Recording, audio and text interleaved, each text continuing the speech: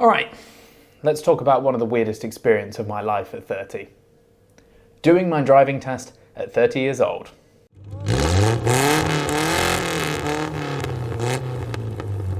I've spent literally thousands of hours on the simulator and in the sim rig. I've done GT3 cars at Spa, I've done GT3 cars at Monza, okay, you get the idea. I've driven more than that, but you know, sim racing.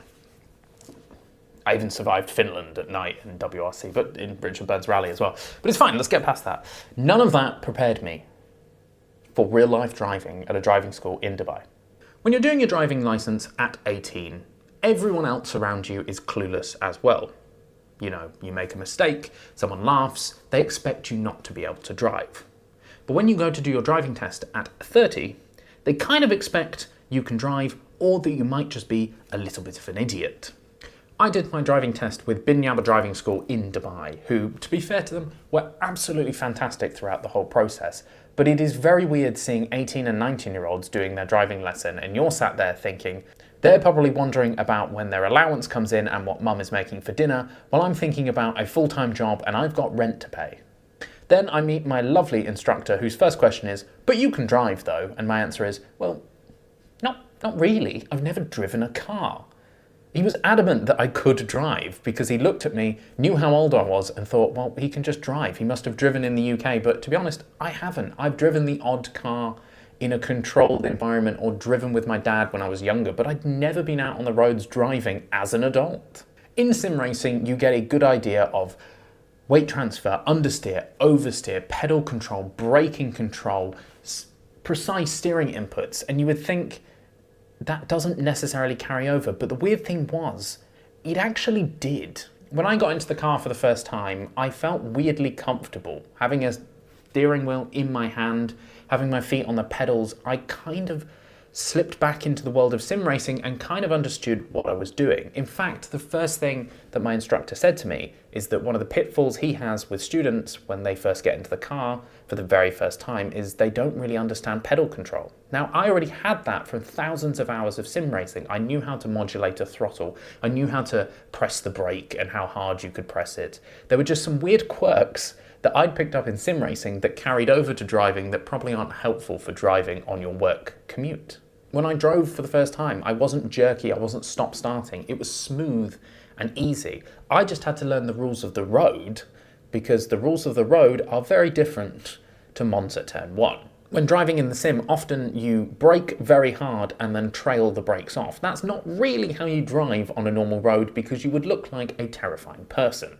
You've got to brake slowly and then brake more if you need it. So it was kind of rewiring my brain into learning how to drive as an actual human being instead of a virtual driver in a Aston Martin. The sim does force you to constantly check your mirrors, anticipate what's going on in front of you, all at a higher speed, albeit with no consequences, but you do get a general understanding of what you need to do on the road.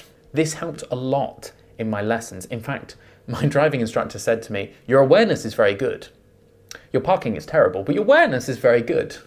He didn't like to mince his words. I need to get across, sim racing didn't make me fearless because that's a dangerous thing to be on the road. But it did make me more comfortable behind the wheel. I wasn't scared of speed. I wasn't scared to brake hard when needed, and I wasn't scared of holding a steering wheel. My first highway merge was actually surprisingly okay because of sim racing. And now the fun part. This is what sim racing doesn't prepare you for. Now, in sim racing, there is a reset button. In life, there is no reset button. If someone rear ends you in real life, someone's paying for that.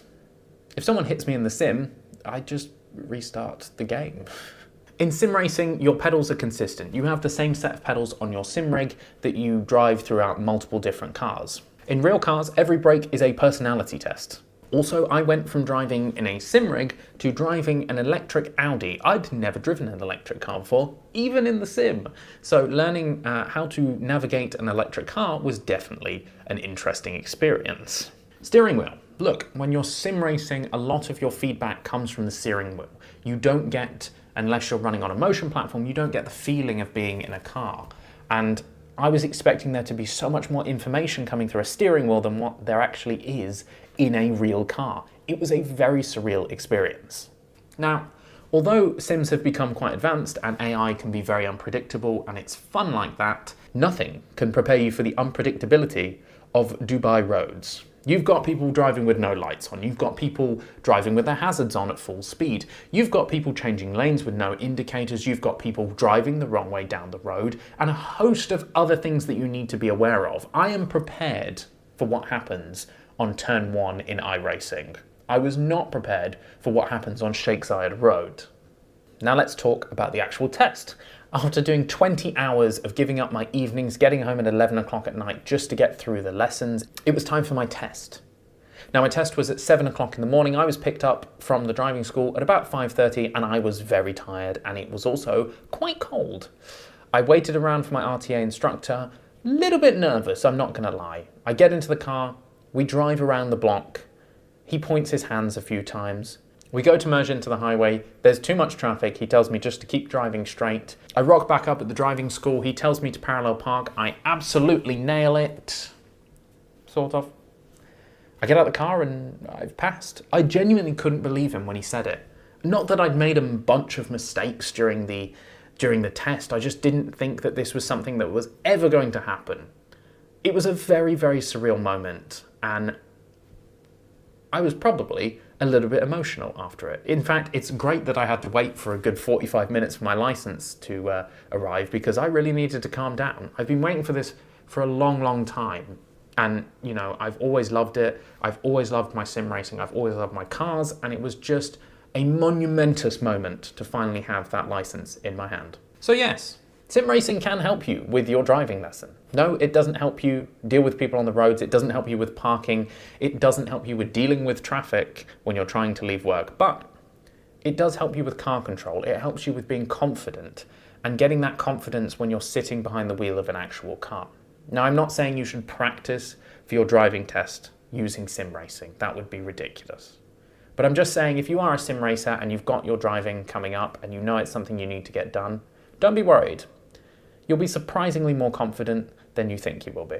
But now, for me, it's time to go put those skills to test in the real world. And maybe finally to tell you about the new car. But we'll talk about that later. Thanks for watching.